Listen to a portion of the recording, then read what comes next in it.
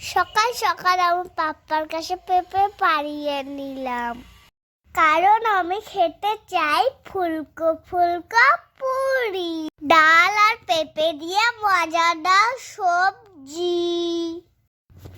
আমার মা রাতে ডাল ভিজিয়ে রেখেছিল। পেঁপে আর ডালটা একসঙ্গে প্রেসারে সিদ্ধ করতে হবে,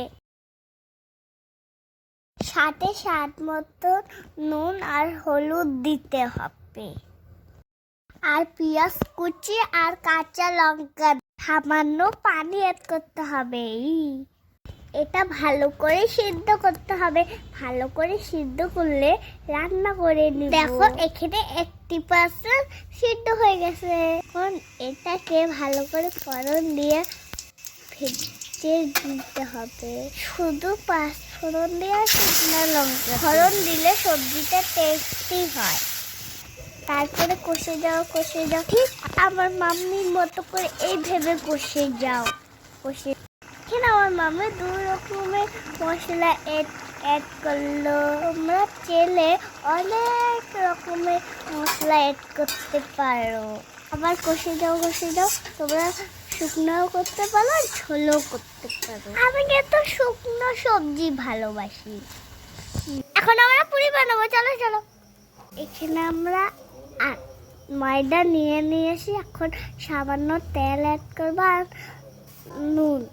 আটাটা ভালো করে মাখতে হবে, না হলে পুরি ফুলবে না। এখন পরিমাণ মতো পানি নিয়ে নিচ্ছি। এই ভেবে ভালো করে একটা ডো তৈরি করতে হবে, যেন বেশি শক্তও না হয়, যেন বেশি নরমও না হয়। দেখো আমার মামের ডো তৈরি করে নিছে, আর আঠাটা পুরির মতো করে নিচ্ছে। পুরি একটা লবণীয় খাবার, যখন তখন খাইতে ইচ্ছে করে, নয়তো জিভ দিয়ে পানি বের হয়। আবার মাম্মির ফুলকো পুরি হয়ে যাচ্ছে। আমি অপেক্ষা করতে পারছি না, মনে হয় যে জিভ দিয়ে পানি পড়তেছে। আলহামদুলিল্লাহ পুরি রেডি। ইনশাল্লাহ এখন খাবো। দেখে তো জিভ দিয়ে পানি বের হয়ে যায়, খেয়ে যাবো আমরা।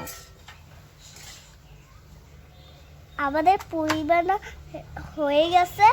এখন আমরা একটু টেস্ট করে দেখলাম, সত্যি খুব আলহামদুলিল্লাহ খুব টেস্টি হয়েছে। একটু টেস্ট করে দেখলাম।